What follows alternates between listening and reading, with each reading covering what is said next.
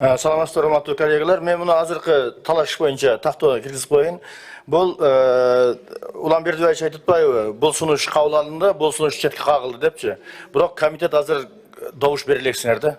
Добуш бере элексиңер, ошондуктан четке кагылды деп айтпай тургула.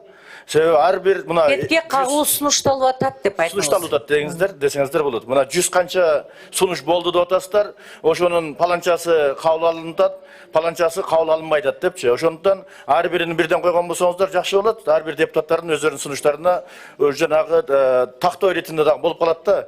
Мына сунушум өтөт экен, мына сунушум өтпөдү депчи. Ошондо может комитет бул жерде Бердибаевич айтып атат да, ушул сунуш четке кагылып атат депчи. А может азыр мына жерде комитеттердин башка мүчөлөрү колдоп туруп өткөзө бериши мүмкүн да. Ошон үчүн ушул жерде сунуштап койсоңуздар жакшы болот. Мен тактоо иретинде эле ушул Назира Азимовнанын сөзү боюнча дагы анан биздин сунуш биз мына Кылычбаев, Ташиев, Маматалиев, Айдаралиев 4 депутат шайлоо 3-чү беренин 3-чү бөлүгүнө толуктоо киргизип атабыз.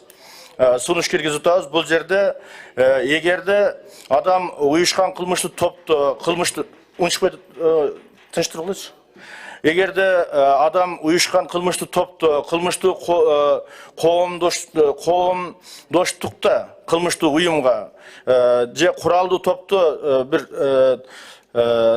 катардагы эмеде болсо, тизмеде болсо, бул кандидат болгонго укугу жок деп киргизип атабыз. А бирок бул жерде бизде техникалык ошибка болуп кетип калыптыр. Шайлоочуларга дагы кетип калыптыр. Ошону оңдоп койсоңуздар, шайлоочуларга тиешеси жок бунун. Шайлоочулар барып шайласа кандидаттар боюнча гана бул жерде шайлоочулар барып шайласа болот. Анан кийин ушул жерге да толуктоо бул жерде ошол уюшкан кылмыштуу топто тизмеде турса деп коюптур да. Жок, тизмеде мурда туруп, азыр тизмеде жок болсо дагы, мурда тизмеде турган болсо дагы кандидат болгонго болбойт деп ошонун сунушка киргизип атабыз. Ошону эске алып койсоңуздар. Жарайт.